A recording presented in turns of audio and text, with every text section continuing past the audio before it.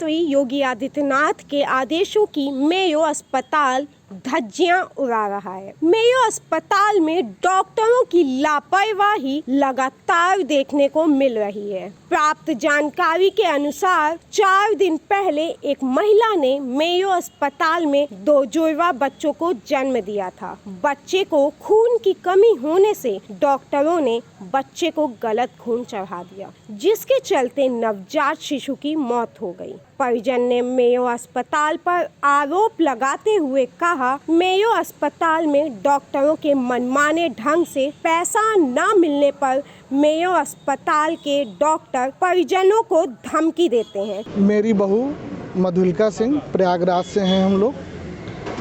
18 तारीख को हमारी बहू को ट्विंस बेबी हुआ, यहाँ पे इमेच्योर बच्चे हुए। उसके बाद उनकी देखभाल जो भी हो रही थी आपके इसमें NICU में हो रही थी। उन्होंने सब कुछ नॉर्मल बताया था। हम लोगों ने कहा भी कि किसी भी तरीके की ज़रूरत हो मैम कर दीजिएगा, डॉक्टर बुला लीजिएगा। उन्होंने कहा ऐसी कुछ भी ज़रूरत नहीं है। बट एकाएक वो बताती हैं कि अभी बेटी की कुछ तबीयत ख़राब हो रही है, आप जाइए ब्लड ग्रुप लेके आइए। उन्होंने प्लेटलेट्स के लिए बोला, हम लोगों ने कहा कि लोहिया से ले आते हैं। उन्होंने कहा कि नहीं, मेरे संस्थान सफ़ेदाबाद से ही आएगा। हम लोग ने सफ़ेदाबाद इनका पर्चा लेके गए। इन्होंने हमको जो है A पॉजिटिव लिखा था, A पॉजिटिव ब्लड ग्रुप लेके आइएगा।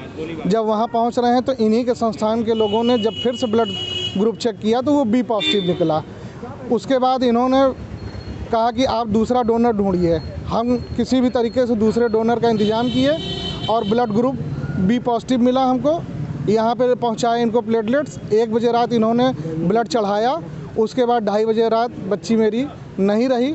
इन्होंने कहा कि आप ब्लड लाने में लेट कर दिए, इसलिए ऐसा हुआ। और ब्लड ग्रुप इन्हीं के द्वारा गलत लिखा गया था। दूसरे दिन इन्हीं का डॉक्टर फिर कहता है कि आप किसी तरीके से दूसरे बच्चे को बाहर निकाल ले जाइए, हमारे यहाँ व्यवस्थाएं पूरी नहीं हैं। मेरा संस्थान नहीं चाहेगा कि आप निकालिए, बट मैं कह रही हूँ कि आप यहाँ से बाहर करिए। कौन डॉक्टर इसमें थी? डॉक्टर प्रसन्ना। परिजनों ने आगे बताया, पैसा न देने पर मरीज को बंधक बना लिया जाता है। मरीजों के साथ बहुत बुरा सलूक भी किया जाता है। मेयो अस्पताल में कई ऐसे मरीज हैं जिनके परिजन अपने मरीज को घर ले जाने के लिए सरकार से गुहार लगा रहे हैं। ये थी लखनऊ से हमारे संवाददाता इरफान कुरैशी की खास रिपोर्ट।